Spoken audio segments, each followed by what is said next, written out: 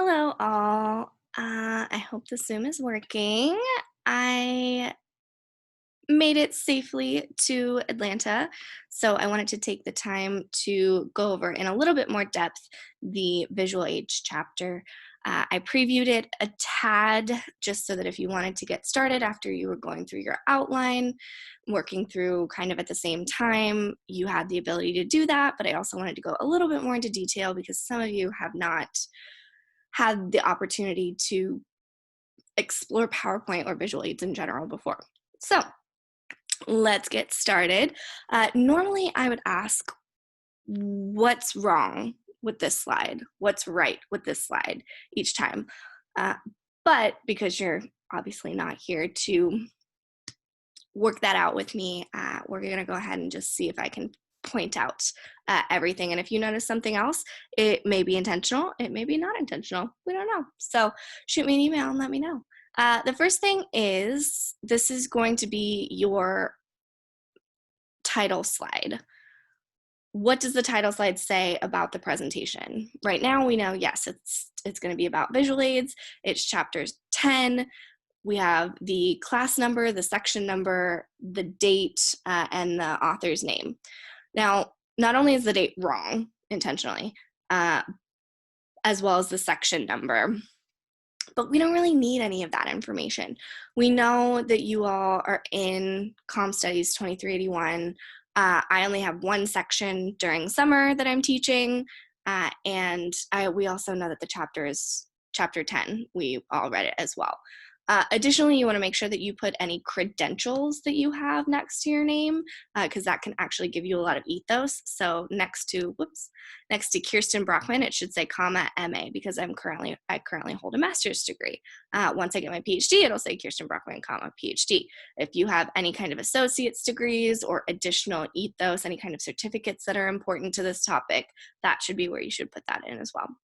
I also want to talk about the design elements of this.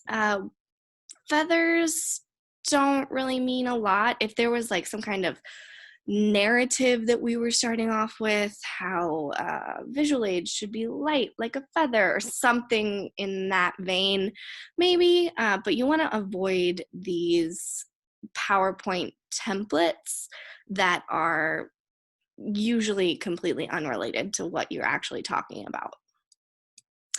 So the book goes through several steps on how to craft your visual aid. And for the informative speech, you're required to do Slideware being something like PowerPoint or something like Prezi. For the persuasive speech, you are required to have multiple visual elements. So you might have a handout situation where you would put that in the Dropbox so we can all access the handout, or you could do a Google Drive link in your YouTube video. You could also do, sometimes I talked about previously, your wardrobe can be part of the visual aid. Like I had a student give a speech about dreams and sleeping, wearing pajamas, or a ceremonial speech wearing the full regalia with the hat, mortarboard, and everything. So the book details many different types of visual aids, but for this specific speech, your informative speech, you're going to want to use a PowerPoint or a Prezi or some kind of slideware. So first thing, determine what kind of visual aid best serves your purpose. The answer may be, I was assigned to use a PowerPoint. Then you know. You really want to make sure that your primary focus is on you and not your visual aid. So I should be able to understand your presentation 100% if your visual aid completely fails. I wouldn't necessarily be able to do the opposite. I shouldn't be able to understand 100% of your presentation if you weren't there and I just had the PowerPoint, right? You should be working in tandem, in conjunction with your visual aid to make your speech even more effective. Visuals aim to spark interest, build emotional connections, clarify your words, explain abstract ideas, increase understanding, all that good stuff. Remember that your brain processes verbal and visual information separately. So right now you may be listening to me or you may be reading the slide because there's way too many words on it, but we'll go into that in a minute. you can't do both at the same time. You cannot read what's on the slide and listen to what I'm saying at the same time. So tips and tricks for using your visual aid would be, if you have a quote or you have some information on the slide, give the pause and give the audience a second to actually go through and read what it is you want them to read. If not, you need to be reading to them the quote so that they can read it along with you. But they cannot do both listening to you say something that's not on the slide and reading what is on the slide.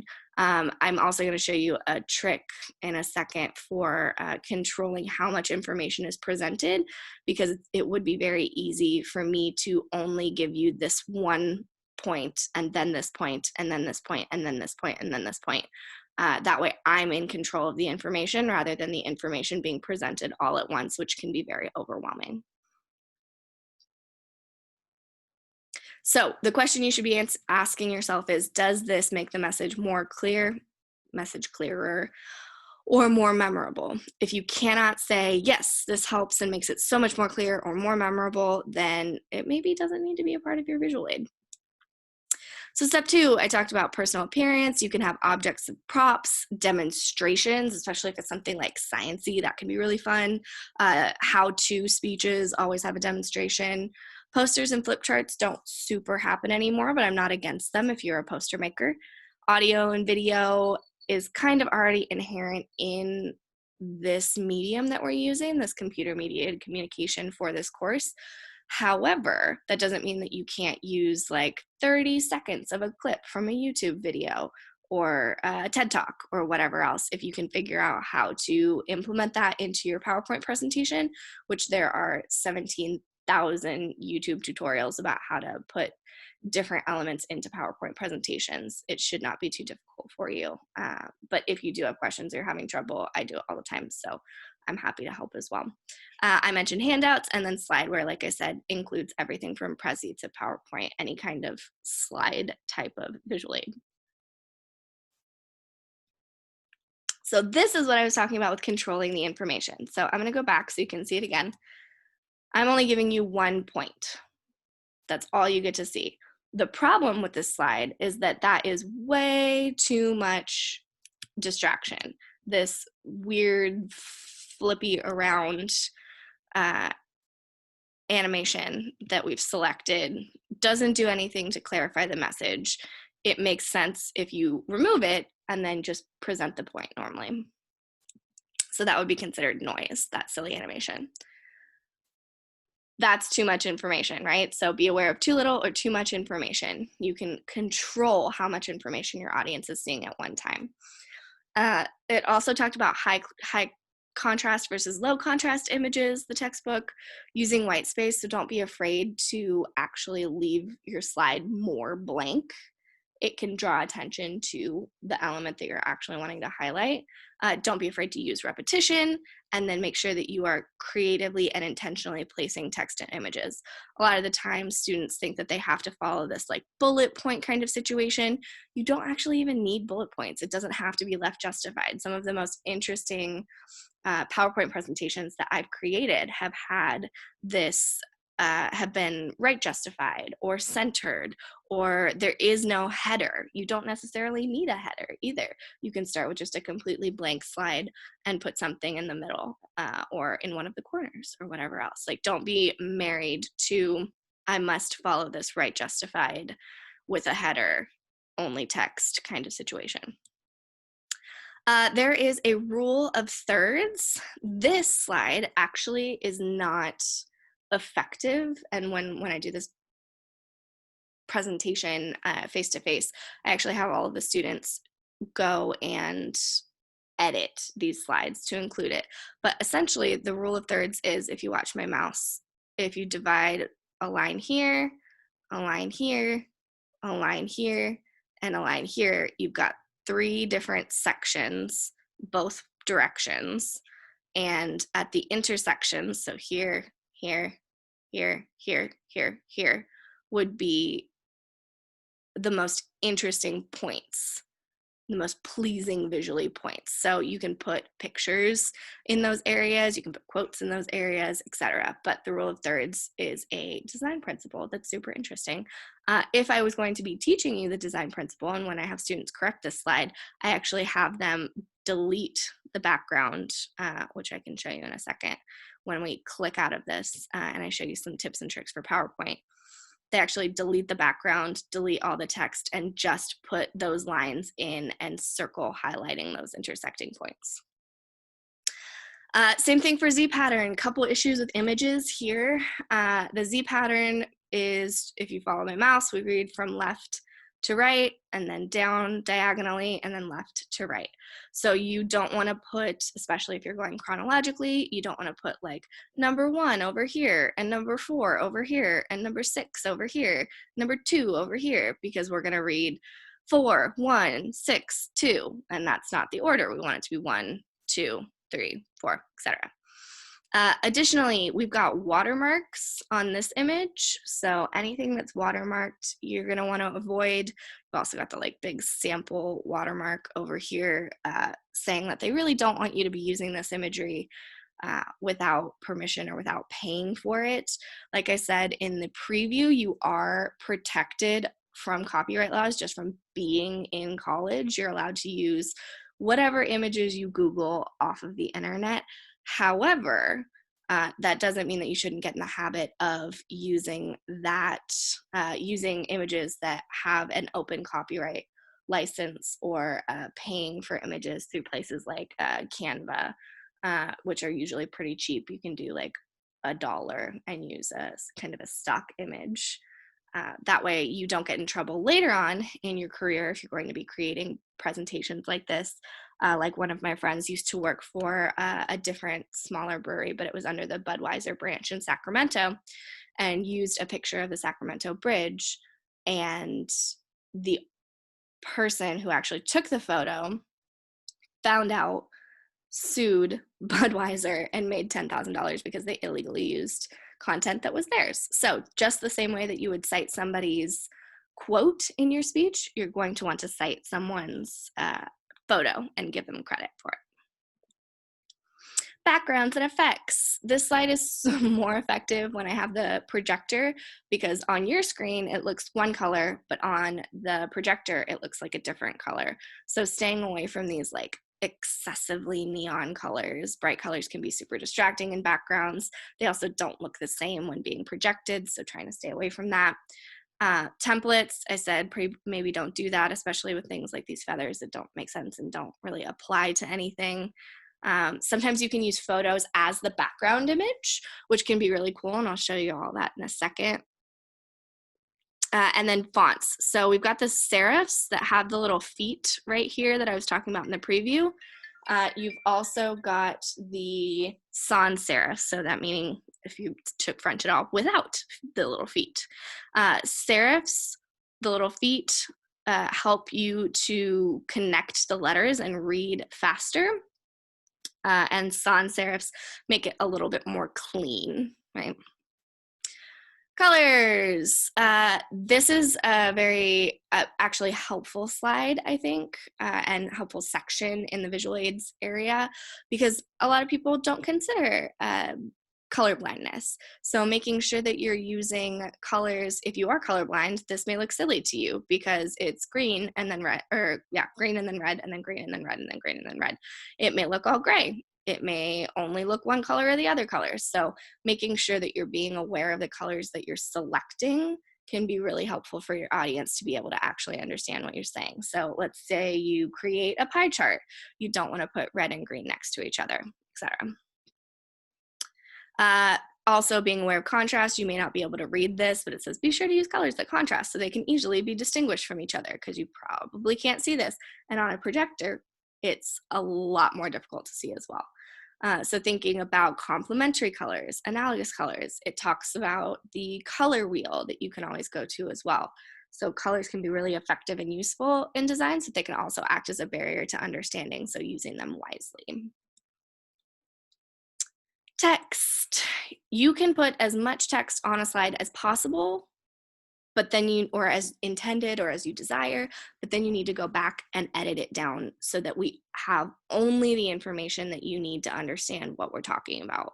The split attention is what I talked about previously, where you can only read or listen. You can't do both at the same time. If you do use a quote in your slideshow, like I said, stop and read it out loud or allow time for it to be read silently. Avoid things like script or, oh my gosh, word art. Never, ever, ever should ever exist in any kind of formal presentation. All bold and small caps also can be difficult to read at times, so be careful about that kind of font. Images. This image is super pixelated, so make sure that you are not using images that look like this. It's likely pixelated because I stretched it out way too much. But this is also like a really boring slide. So if we talked about, I've had students before shrink this down when they were recreating the slide and just write OPY or IGHT next to it so that this acted as the C in the word copyright, which was kind of interesting and cool. So remember, photos aren't the only thing that you can use as far as images. You also have graphics. Charts can be super effective, especially if you're using statistics or numbers. Silhouettes, diagrams, photos are fantastic, but aren't necessarily the only effective way to get your point across visually. There's some tips from the textbook, things like you should be able to understand the slide within 3 seconds. This slide obviously fails that test because there are so many words on it.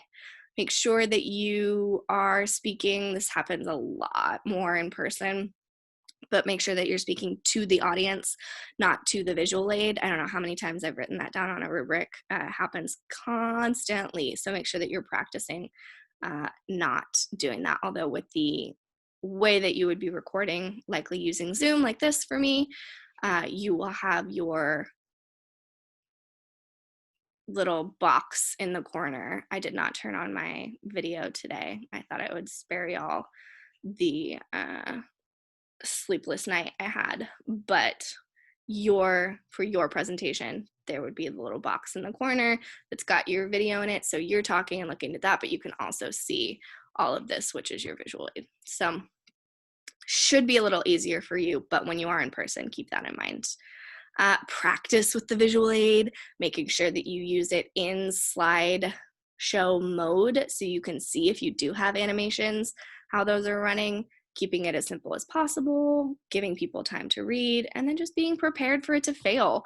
I don't know how many times, like at least 2 times per speaking day, something goes unintended from what the speaker wanted. Granted, I have a system in place now where I have all of the visual aids in one area, but sometimes eCourseWare gets in the way with that too, and they can't open the file and it gets all weird.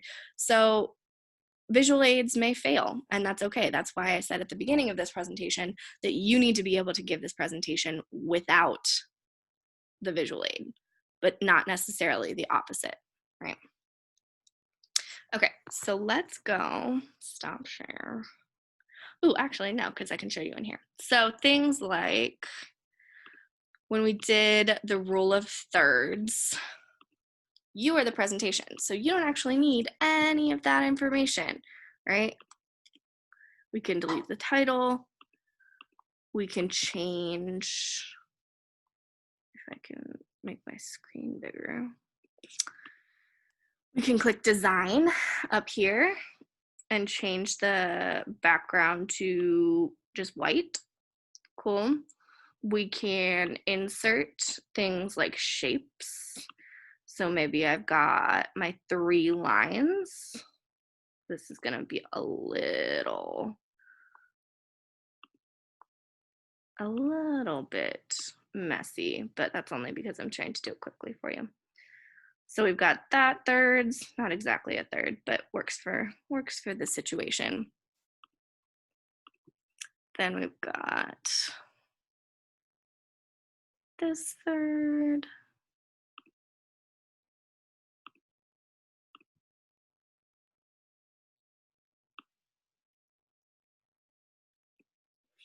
Okay, so we've got our little 9 boxes. And then maybe you do something like, I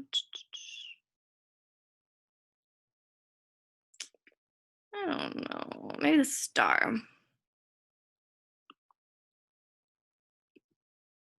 And we can make the star different colors. There's shape fill. Maybe we want no fill, but we want the line to be red. And so at these areas, I can copy the most interesting elements of your visual aid should happen. And see, this is not a photo. It's not text, but me explaining that the rule of thirds involves having these lines across and then these intersections being where the most visually appealing information should be makes a lot more sense than the blurb of text that was like this beforehand, right? It's the same thing with the Z pattern. Maybe you did something like arrows. So it's easy for us to see that, yes, you start here, you read that way, then we go down, and then we go across. And stuff like that makes way more sense than just having me explain it verbally with my words. We can see, and this makes it more clear, where our eyes go in order to follow this Z-shaped pattern, right? Things like copyright images. See, the pixelation goes away if I make it smaller. So I can have all of this information in my brain and in my notes, so it doesn't have to go anywhere.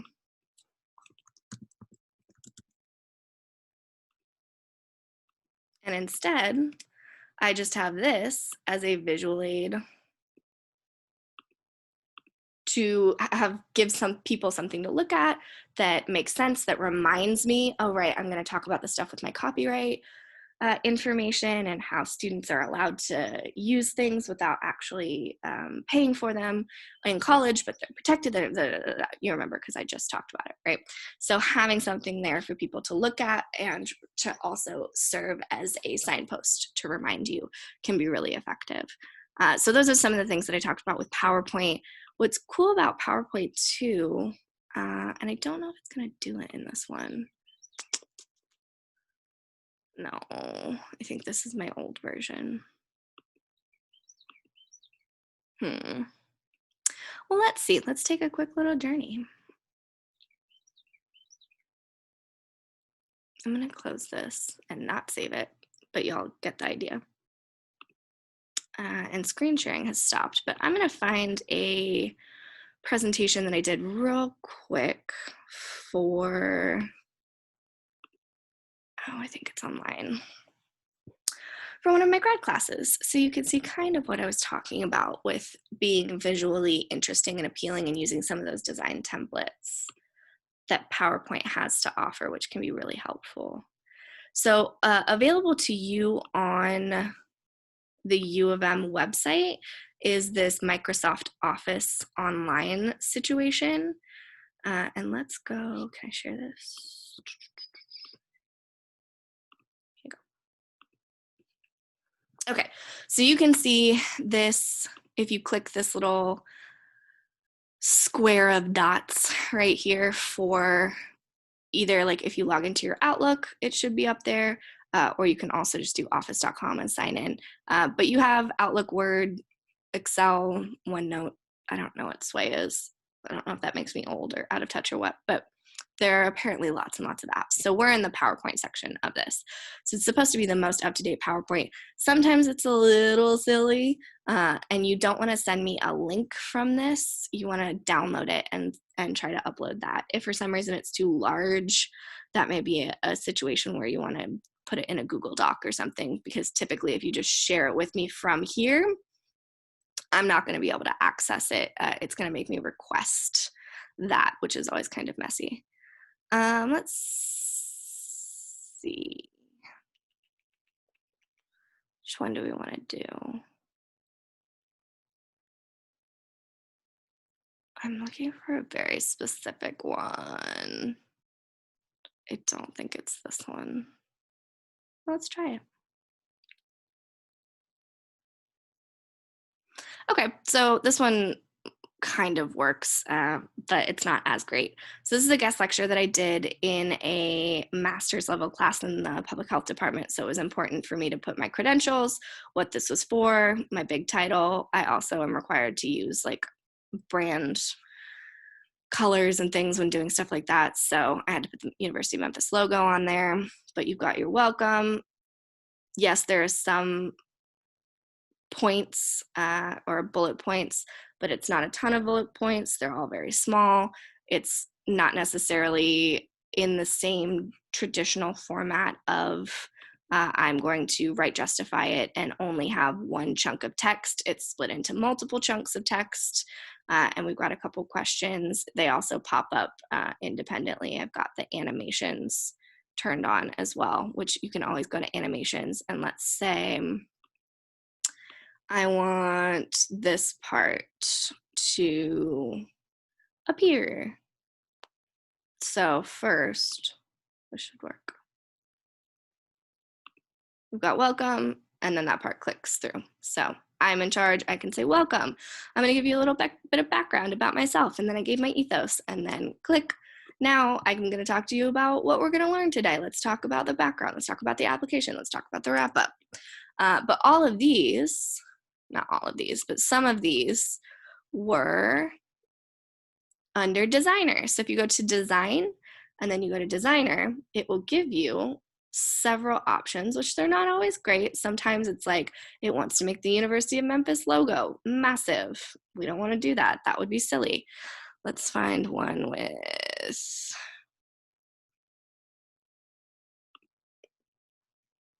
designer. So this makes a lot more sense that we're putting this image larger or this chart larger. If we put it as the entire background, now we can't see it, and that doesn't really make sense, right? But we could also do this, and it kind of makes sense. There are more design ideas down at the bottom, but it can be super helpful for you. A lot of this type of situation happens in the designer. So they've got little icons already created for you, and you just want to find the piece that makes the most sense, that is the most easy to read and comprehend and digest. And again, you want to make sure that your animations are turned on so that you're going like one by one by one by one. This is not the one I wanted though. I'm wondering.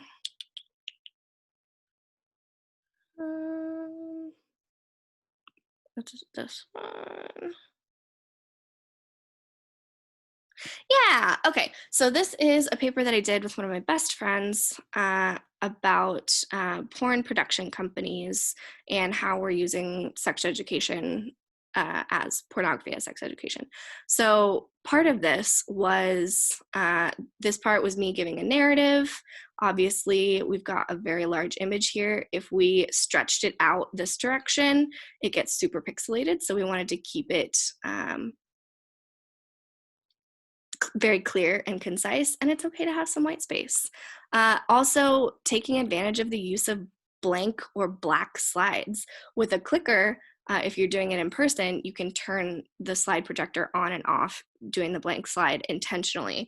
But when it's going to be online or something like this, you can just input a black or blank slide. That way you have time, as my goal was, I was telling a narrative during this slide, and then I wanted to get information from some of my audience members. So I put the blank slide up there so that they weren't tempted to read this information while I was still talking about the narrative and trying to get them to have this mental picture in their heads.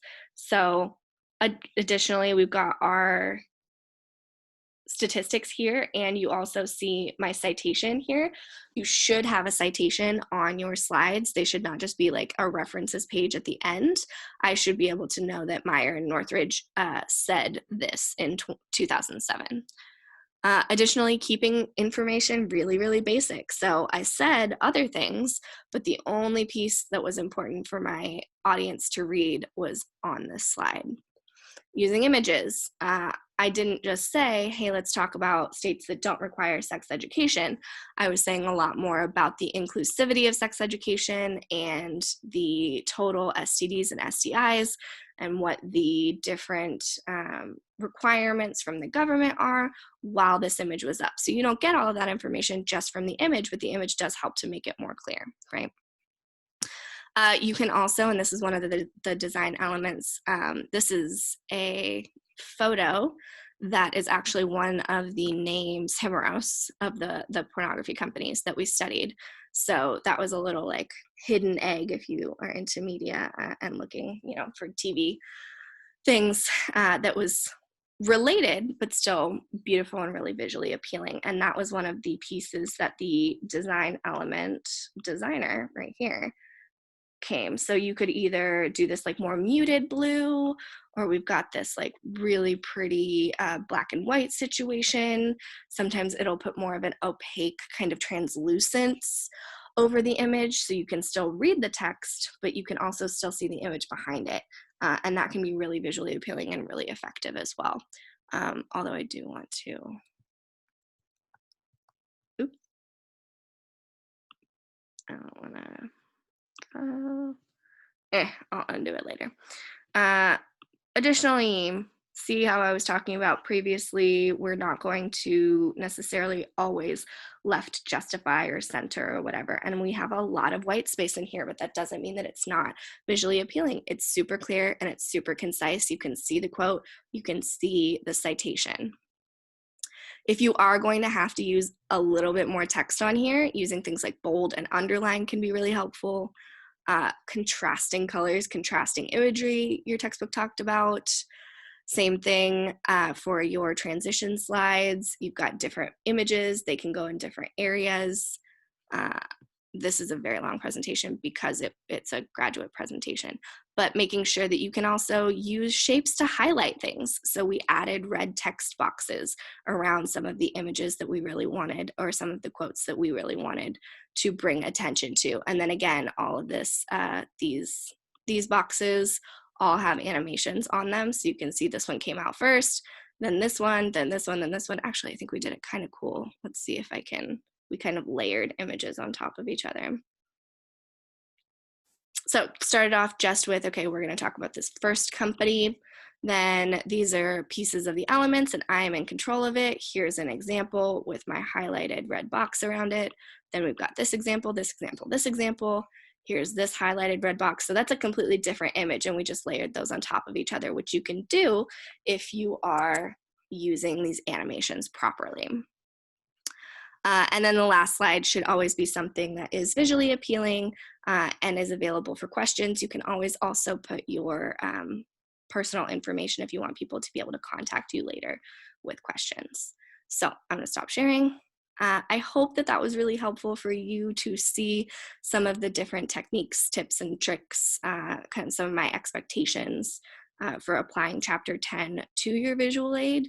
But if you want me to take a look at it, if you're having trouble figuring out, well, what should I even put in my visual aid, and you want to send me over your outline, we can kind of brainstorm and work on that together. So I will hopefully hear from you all next week. Like I said, remember, I am canceling office hours because I am in Atlanta for my 30th birthday. So I'm not going to be sitting on Zoom, unfortunately. But if you do need me, we can schedule something this week. I'm not opposed to that. So just didn't want to sit for 2 hours when no one comes to office hours. So if you have questions, shoot me an email.